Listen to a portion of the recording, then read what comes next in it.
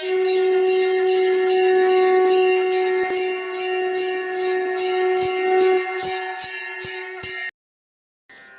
ஸ்ரீ குருப்பியோ நமः.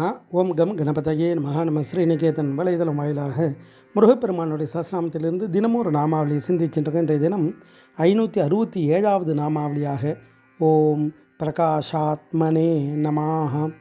முருகப்பெருமான இந்த நாமாவளி மிகுதியான ஒளி வடிவமான ஆத்மாவை உடையவருக்கு நமஸ்காரம் அப்படின்னு வர்ணிக்கிறது.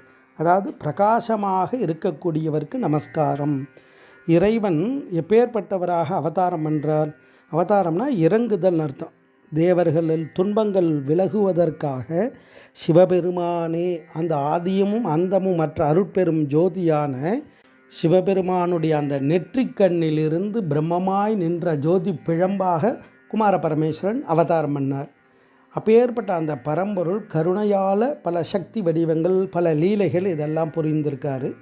அப்பேற்பட்ட அந்த இறைவன் பிரகாசமாக இருக்கார் அப்படின்னா அதனுடைய அர்த்தம் என்னென்னா அவர் எல்லா இருட்டையும் போக்கக்கூடியவராக பெரும் ஜோதி பிழம்பாக இருக்கார். நம்ம இருட்டு அப்படின்றது வெளியில் இருக்கக்கூடிய இருட்டை சூரியன் சந்திரன் அக்னி இது மூணும் போக்கிடும். ஆனால் அந்த இருளை போக்கணும் அப்படின்னா அதுக்கு விசேஷமான ஜோதி பிழம்பு இறைவன் தான். அதனால தான் ஞான ஒளியே அப்படின்னு இறைவனெல்லாம் அடியார்கள்லாம் வர்ணிக்கிறது. அந்த மாசற்ற ஜோதி மலர்ந்த மலர்ச்சுடர் அப்பழுக்கற்றவராக.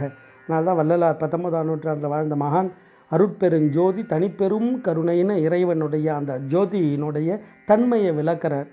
ஏன்னா நெருப்பு பிழம்பாக இருக்கார். அந்த நெருப்பு எல்லாத்தையும் எரிச்சிடுமா அப்படின்னா கிடையாது.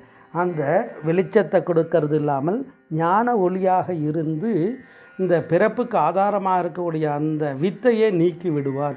அப்பேற்பட்ட அந்த ஜோதியினுடைய தன்மைகளெல்லாம் விளக்கிறார்.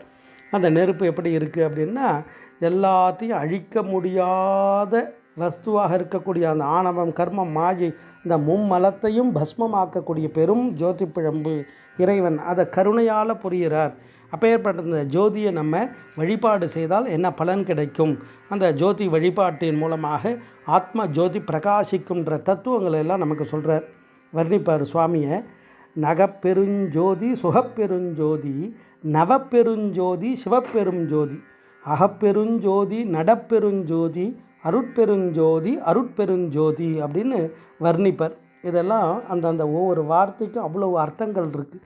அதை உணரும் பொழுது இந்த ஆத்ம ஞானம் பிரகாசிக்கும். அப்படி அந்த ஜோதி பிழம்பாக பிரகாசமாக முருகப்பெருமான் வெளிப்பட்டார். அப்பேற்பட்ட அந்த ஒளி வடிவமாக பரமாத்மாவாக முருகப்பெருமான் இருக்கார் அப்படின்றது தான் அந்த நாமாவளி தத்துவார்த்தமாக வர்ணிக்கிறது. ஓம் பிரகாஷாத்மனே நமः. ஸ்ரீ குருப்பியோ நமः. ஓம் சும் சுப்பிரமணியாய நமः.